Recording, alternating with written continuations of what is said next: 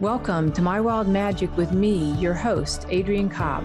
Join me on a journey back home to your truest self in this inspiring, enlightening, and entertaining show. After a near-death experience in a car crash at 15 years old, I made a choice to stay and brought back with me 3 simple truths that I found from the other side. Love is all there is. Our time is over here quicker than we think, and we all have a purpose, a soul blueprint to fulfill. On this show, you will find a higher purpose, a creative expression, and unique soul attributes that you can bring forth into this world. Stay tuned with me for the next hour and find your higher purpose on My Wild Magic, starting now. Welcome. I'm Adrienne Cobb, your host today on My Wild Magic with Adrienne Cobb. We were on transformationtalkradio.com, and I appreciate everybody joining us. I love being on Transformation Talk Radio, actually, and you might want to check out some of the other shows that are out there, some of the other podcasts. Dr. Pat has a pretty entertaining one as well. So, and I will be on that one towards the end of this month. I think maybe the 29th, I think. So, all righty. So today you're on Indigo, the Indigo Soul Tribe. And that is a series that we're going to be doing over the course of this year. We're looking at indigos, and a lot of people may not even know if you're an indigo or not. So we'll just kind of start there. So with indigos, the Indigo Soul, you might have heard of them. There was Lee Carroll and a lady named Tapp. And what she did was I think Ann Tapp, and what she did was she was an intuitive. And when she was doing readings with people, she started noticing that people started coming in with kids that were showing up with more soul, their auric field had more indigo in it. And it just became kind of phenomena. And there was more and more kids coming in with a higher sort of indigo energy in their soul frequency, their aura. And so all of our auras, we have in our auric field and our soul body different frequencies that might be stronger than some of the other colors. And so it will be kind of a more dominant color that describes maybe the chakra you're working from, or the auric color that you're mostly working from. And that indigo color is working a lot from the 6th chakra, and it works a lot with people who are coming in with high intuitive intelligence, maybe even emotional intelligence and divine connections. So when she noticed this and started connecting to other people around the world, other intuitives, other people who channel, and they began to realize that there was a new kind of soul group coming onto the family of Earth, the family of humanity. And that what we were doing is we were making a shift. And so if you look at the Mayan calendar and some of the other prophecies that are out there, that our world is in a very prophetic shift, moving from an old world, maybe a Piscean era, into more of an Aquarian age. And the Earth is literally in its own shifting physically, but then people have to adjust because we live on the Earth. So we have to kind of upgrade all the time as well.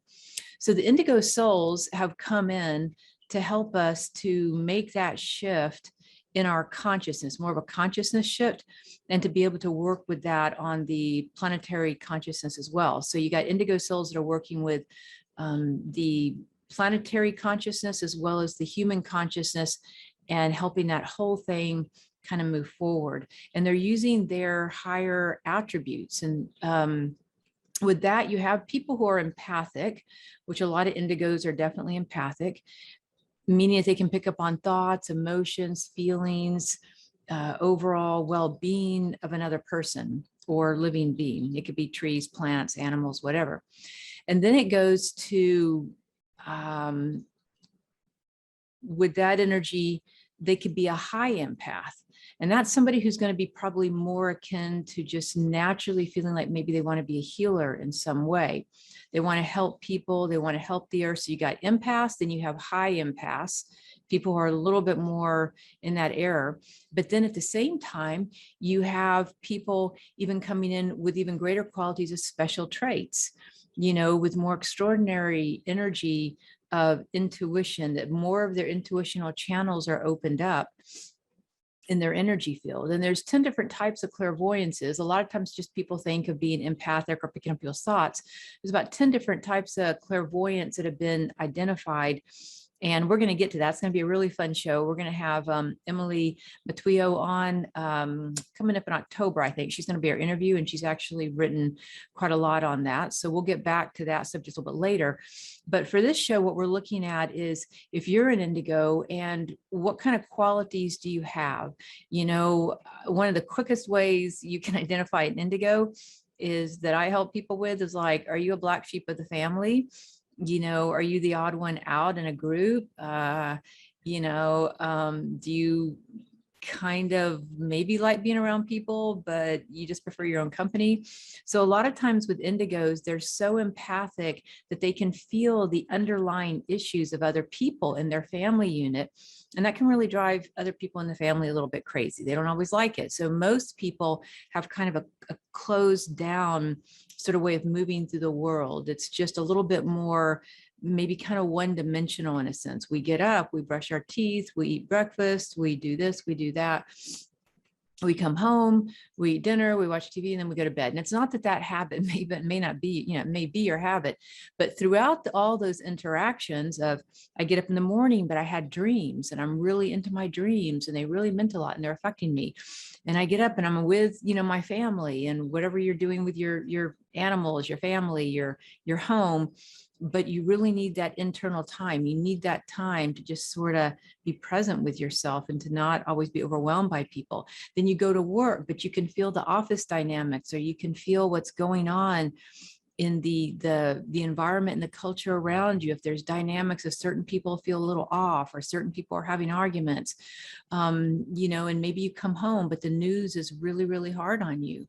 And you can't just sit there and watch it because it's just too painful. And you just have all this emotion, you just want to cry. So with the energy of the indigo, they just have a high level of emotional intelligence, to the point that when they're around people at the grocery store or people in their circle, community work environments, etc., they're picking up on 10 times, maybe 100 times more than other people, and they can't help it. And so sometimes with indigos, they will usually kind of go in a couple different directions. One is they just want to shut down. Maybe they just wear sunglasses, they put on earbuds, they go out into their day, and it's a very anxiety producing experience for them, but they have to, so they do it. And they just try to shut it down as much as possible. And maybe they will get even a little bit OCD or a little bit obsessed on whatever computer technology they're doing, or listening to music is a really big thing. Like the music helps to buffer on that level.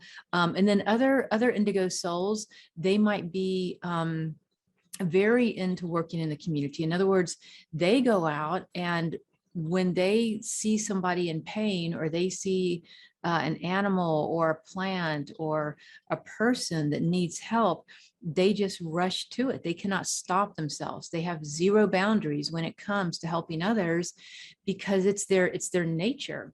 So I find with indigos, you really are kind of drawn in one of two different ways. One is just feeling overwhelmed by lights and sound and people and all the barrage of emotions and thought forms that are coming in. You don't really know what to do with it. But it doesn't mean you're not having all those emotions. It just means it might be a little bit confusing or overwhelming. Or those who take a lot of action, but again, they might be a little bit overwhelming to those around them, because they have so much love that they want to give, and they want to communicate, and they want to talk. And oftentimes they will go into fields where they can be a healer, they can be an intuitive, they're in a position where they get to use this very high level of creativity that they have. So all indigos usually have a very high level of creativity, and the creativity is about helping to create a new world. So that's the other thing, is that indigos not only have this high level of empathy, like they just feel what other people feel and they can't stop it. They can pick up on the thoughts and the overall energy of somebody, right? But the other thing is they really want to make a difference in the world one way or the other. And this high level of creativity is they have a genius energy to them that is downloaded to them just like straight from above in a sense, but this energy that's downloaded for them where they are here to if you're looking at the energy of, let's say, city planning, they're going to do it in a futuristic way. If you're talking about medicine, they're going to upgrade it to be more of a vibrational medicine or an alternative type medicine, or better equipment that can do fancier things and robotics and stuff. You know, if you're talking about food and gardening, they're going to want to elevate that. The energy with indigos are also overall usually very connected to the earth. They, you know, have that kind of energy as well. So with the indigos, and you might want to ask yourself this question, is like with the empathy, there is a sense of, are you emotional empath, that you're very highly picking up on the emotions of others? Are you a mental empath, picking up the thoughts? If people have judgments, if people have concerns, people have ideas, you can finish their sentences. It's more of a mental empath. There is the capacity for being an earth empath, people who feel the earth very deeply.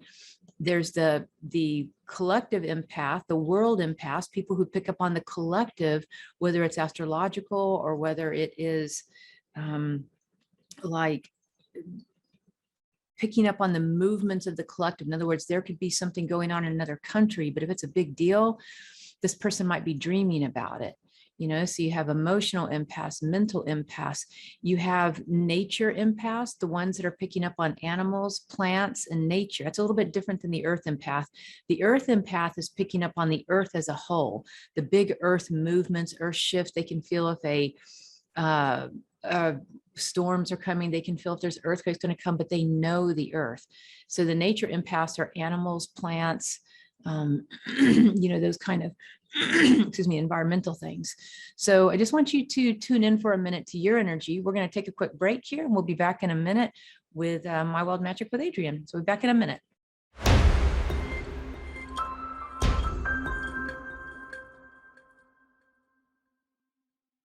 Hey, welcome back. I am Adrienne Cobb, and you're listening to My Wild Magic with Adrienne on transformationtalkradio.com. So what we are working with today on the Indigo Soul Tribe, which is the theme of this particular week's show, is we're just really helping you to identify maybe if you're an indigo, or maybe you have children or people in your life that might be an indigo, and they have a different communication system. You know, they don't communicate necessarily like other people. And just like when we have tribes of light, which are going to be that group of being that kind of backs you up. We have cosmic avatars, we have the galactic councils, the planetary light beings, star tribes, and the angels, ascended masters, and the nature kingdom, right? So you have these 7 different kind of tribes of light. Well, indigos, when indigos come in, they are very bonded with their tribe of light. It's going to be very important for them to be connected to their tribe of light.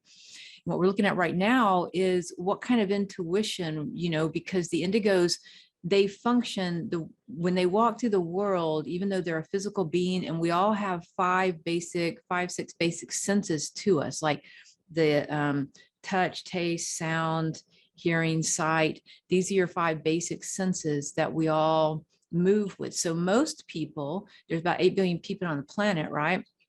Most of humanity are really only using these 5 senses primarily. Now they have intuition, but they really may not have them turned on. Well, indigo souls come into the world with those intuitions already turned on. Like they don't have to learn it.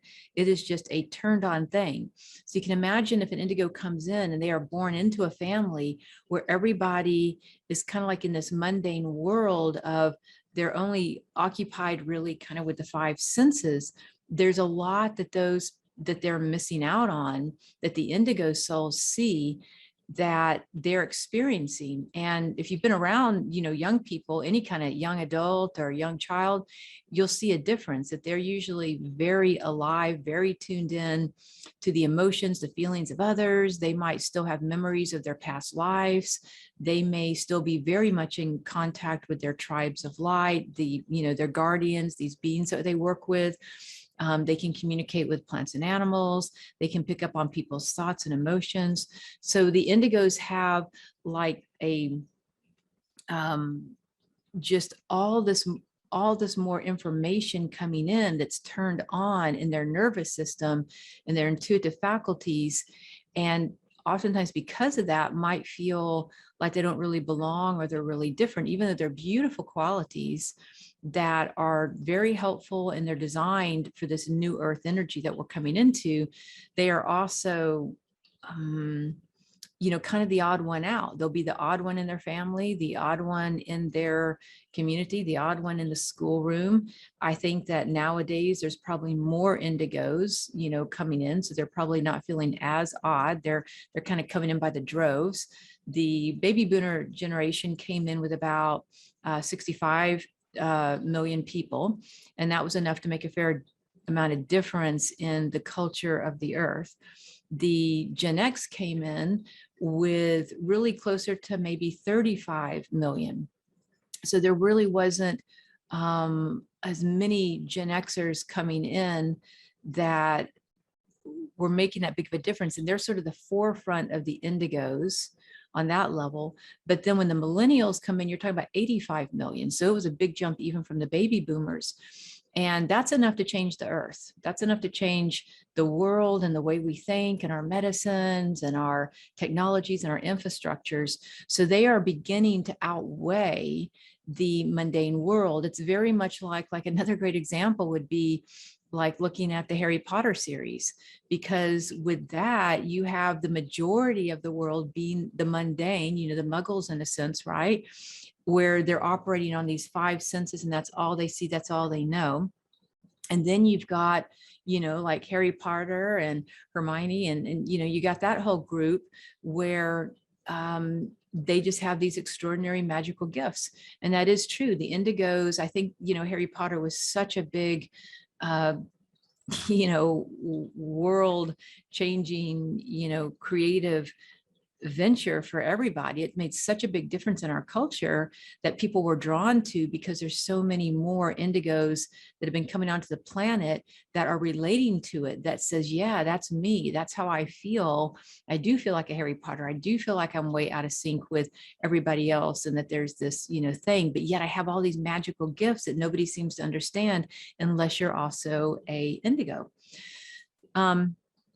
So with that, you can kind of think of it like that. So again, we're going to zoom back around to where we left off at the break around the basic types of empathy that you may have as an indigo person yourself, or somebody maybe So again, it is being an emotional empath and just breathing in for a moment. And just noticing, do you have a tendency to really pick up on the emotions of others? Just breathe into that and notice how sensitive you are to the emotions of others.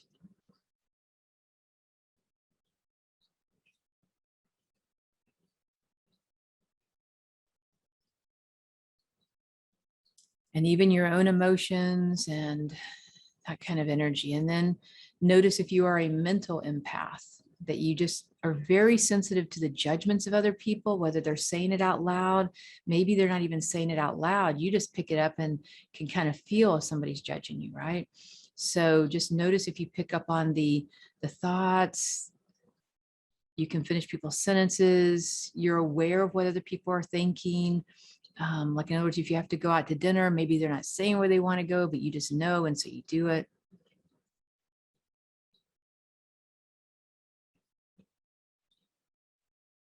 Up on that mental body, sensitive to your dream time, being more visual. The mental empaths are also usually way more visual. They can sometimes see things that other people can't see. And then there is the plant, animal, nature. You can tell when plants need to be watered, like let's say you're in a restaurant or a store, somebody's home, or your own plants. You can feel if an animal is not feeling well, or if they need to go outside, or if there's something that they want or they're trying to communicate. You have a natural ability to communicate. You can also pick up on just anything in nature, you know, any kind of plants, animals, and the energy of nature itself. That's a particular type of empath. And then noticing if you are a earth empath. If you pick up on the earth itself as a totality, not just plants and animals, but that you're so sensitive to the earth. You have so much love for the earth. You can feel it when there is fires going on. If there's through the rainforest, you can feel if there are waters being polluted, you can feel it, and you just have so much emotion about it, right? Greta Thunberg is a great example of that. She really picks up a lot on the earth energy.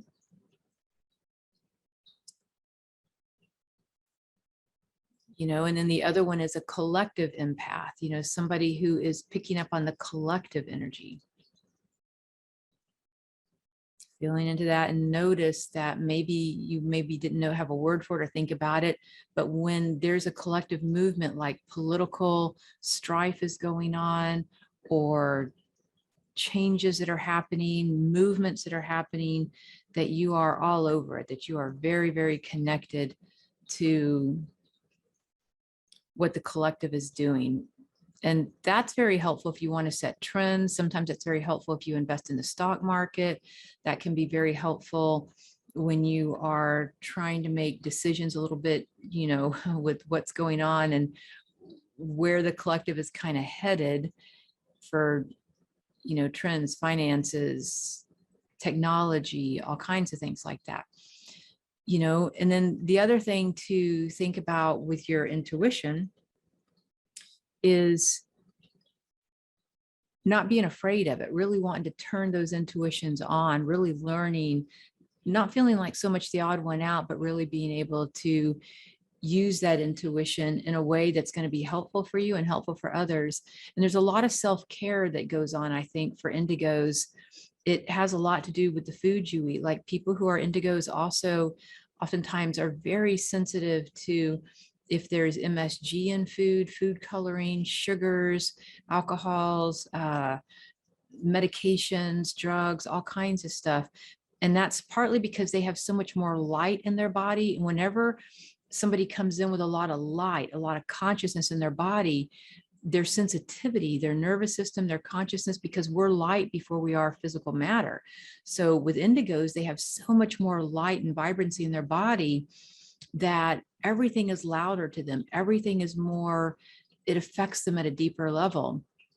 And so I would really watch that if you do have children or yourself with any kind of medications and foods, that you'll just be, you know, 1,000 times more sensitive to it. And when you clean up your diet, you'll find that you just feel so much better.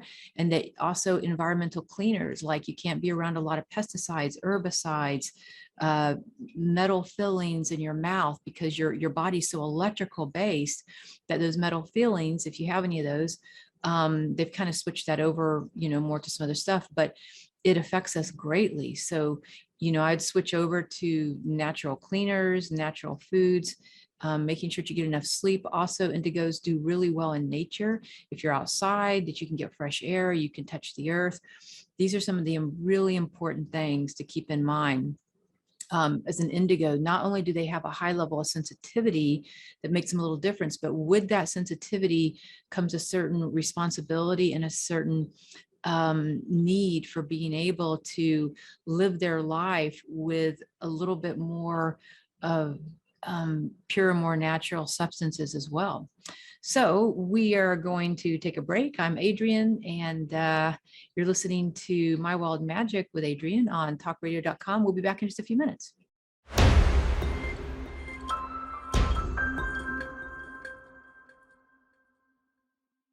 I am Adrienne Cobb. You're with My Wild Magic with Adrienne on talkradio.com.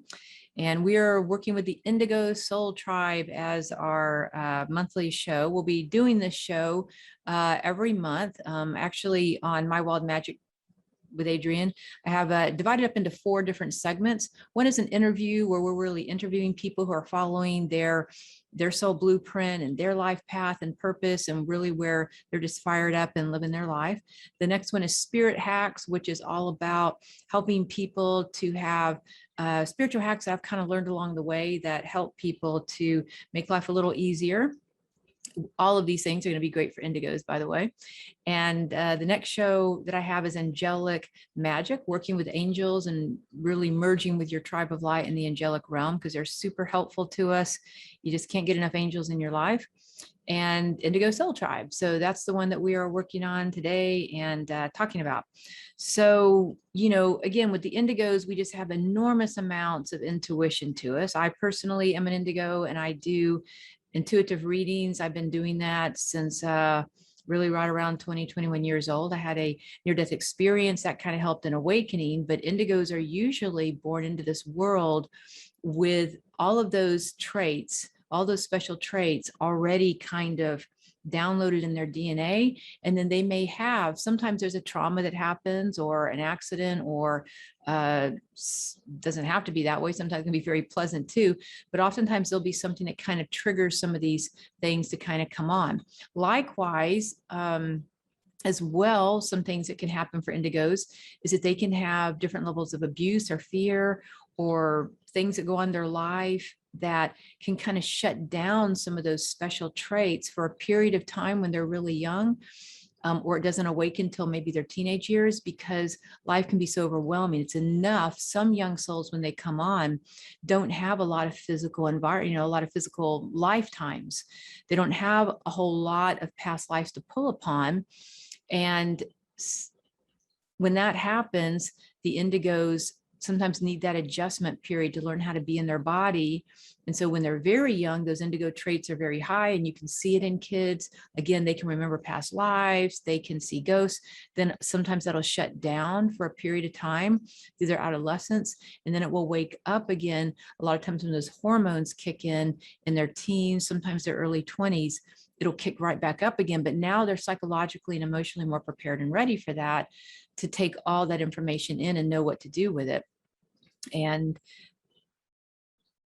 sometimes that will also come around in a Saturn return again, because that's another big time period in our life, when that Saturn planet that comes around about every 29 years, 28, 29 years, will work with us as well. So we are moving right along then. Now we want to start dividing the subgroups. So you have the Indigo Souls, you know a little bit about them. You're probably getting a little bit more of an instinct whether you're an Indigo Soul or not. And definitely, you know, you want to email me or anything like that, please do send in a message. I'd love to hear about your experience. And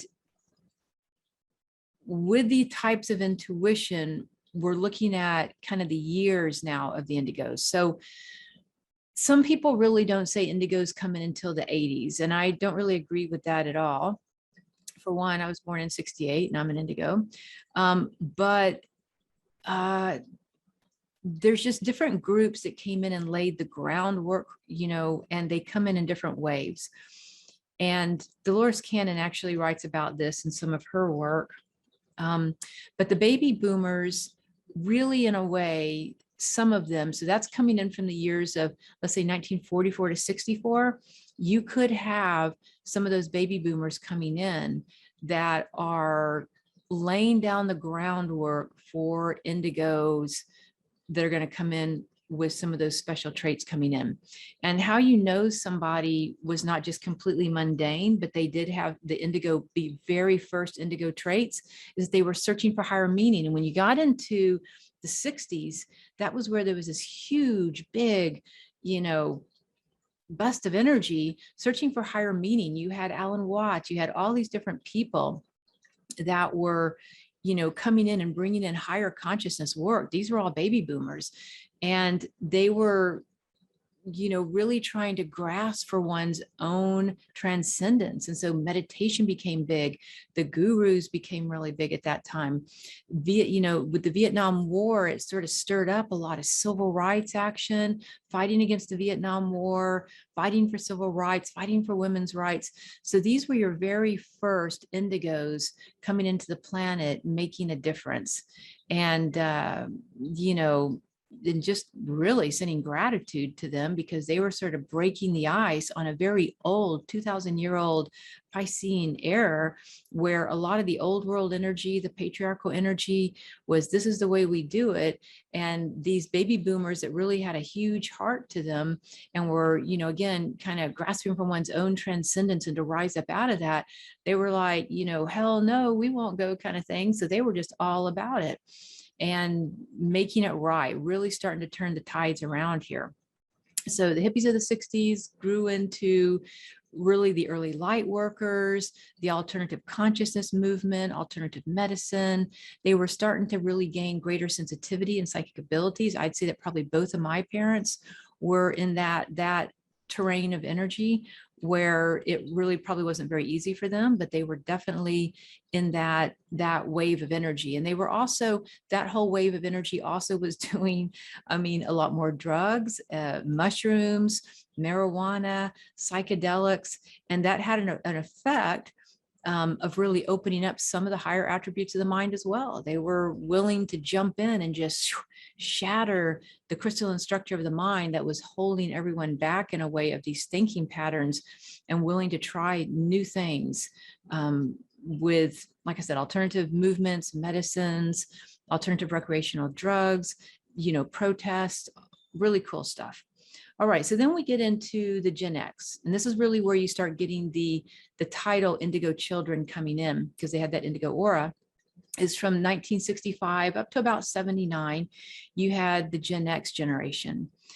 And they were really the forerunners of the new earth. And so we are the ones bringing in that new earth energy and being trailblazers, really, having to rely on our intuition, that nothing is as it seems. So for indigo children that are the Gen X's, that they know that whatever's going on here is really kind of an illusion on some level, and that this is not the reality they want to be living in. So they're sensitive to energy. They trust in positive, life-affirming energy. They're heralding this new era of integrity on the planet. Therefore, they're busting the systems of injustice. They refute authority simply for authority's sake. In other words, I'm your boss, so do it just because I'm your boss. That doesn't fly with an indigo. As a matter of fact, I can't keep a job. It's a good thing that I am an entrepreneur, which a lot of Gen X's are great entrepreneurs because they're so independent. They're hyper independent. And it's like, do not tell me what to do, especially if it's coming out of your ego, or you're doing it from just because you feel like you have the authority to do it. If you can't back it up and prove it, talk to the hand. So that's your Gen Xer. And they definitely push against authority, and they're all about, again, being independent and shooting off on their own. You really can't tell them anything. They're going to have to figure it out on their own. If it doesn't work, so be it. They'll figure it out, but you can't really tell them that much. And, looking at the Gen Xers, that's when we started bringing in Google. That's when we started bringing in, computers for the first time, and a lot of really cool things that we just take for granted now. They were busting the mold for all of that back then, and starting these new technologies really began with a lot of the Gen Xers. They fine-tuned over the years, but they kind of started there with the Gen Xers. All right, then from 1980 to the 90s, we get into the Gen Y. So Generation Y are the crystal children. So you got the indigo children, then the next wave of energy, because you see the indigos come in waves of energy. So these waves of these star beings, these angelic beings, these, children coming in, I'd say mostly from the star tribes and the angelic tribes, when they come in, they're bringing in all of these futuristic and highly developed qualities within them. So with the crystal children, one of their, like in a way, the indigos, the Gen Xers are all about stand up against authority. And let's start some new systems here. Well, the crystal children are coming in with, they're very artistic. So they kind of have a whole different flow to them. They're not necessarily into fighting, against people. Things are starting to be a little bit easier for them in the world. So they're coming in very artistic, highly clairvoyant. They're starting to add to the indigo traits now. They're adding telepathic abilities. They're able to really know their heart. They're listening to their heart's wisdom, and they know what's in other people's thoughts, what's in other people's hearts. They're ultra sensitive, and they use discernment. They have a kind of a built-in discernment to avoid anyone or anything that doesn't serve them. So they actually have a little bit better boundaries in a way, discernment on that level. And they're here to kind of clean up the mess of the 20th century. They are wise old souls, very old souls that are that approach life with a softer, gentler touch, in a sense, and have a lot of that sensory energy. So they have a very different approach. Now, with each level of indigos, whether it was the early baby boomers who have this going on, it is the Gen X, the indigos, it's the Gen Y crystal children, and we're going to go through a few more here. But with them coming in, each of the fine-tunements and the special traits, the older generation upgrades. So in other words, the baby boomers will upgrade to whatever the traits were the indigos had. The indigos are going to not only have their gift and the foundation of their special traits, they're going to upgrade now to the crystal children and some of their gifts and what they have. So higher telepathic, higher clairvoyant, picking up from the mind, picking up through the third eye, able to almost like really hear through the heart. So each one of these generations upgrade themselves. All right, so I am Adrienne Cobb. You're listening to My Wild Magic with Adrienne. We're going to take a quick break. Please stay tuned. We'll be back in just a moment, and we're going to cover some of these other, the 90s, the 2000s, really great years, up to 2015. We'll be back in a minute.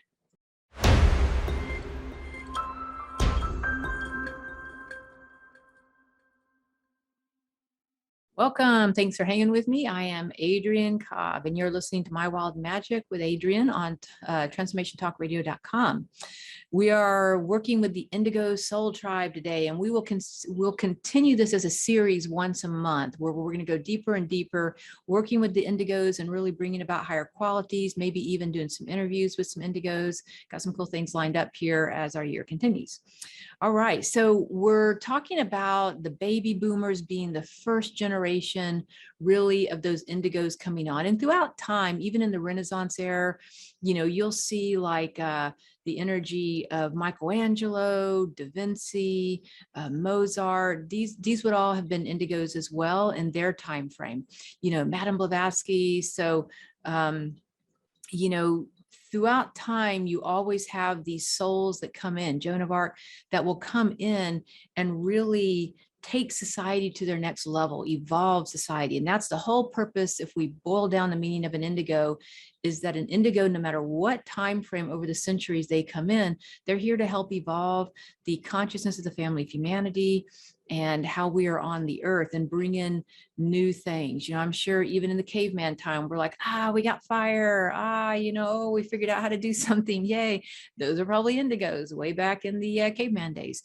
So right now we're talking about baby boomers and how they had a search for higher meaning that drove them and standing up for one's own, transcendence and meditation and psychedelic drugs and civil rights and women's rights. Then we go into the Gen X, where we're working with the indigos that just are so independent and want to start whole new ways of doing things and stand up against authority just for authority's sake of, pushing people around and whatever. So they bust systems of injustice. We got the Gen Ys coming in from 1980 to 90. Generation Y, the crystal children, right? Highly clairvoyant, heart-centered, but they are wise old souls. They approach life with a much softer, gentler kind of flow. And they're really here to clean up the mess of the 20th century. So a lot of your crystal children now are adults. And what they're interested in, a lot of them, is earth sciences.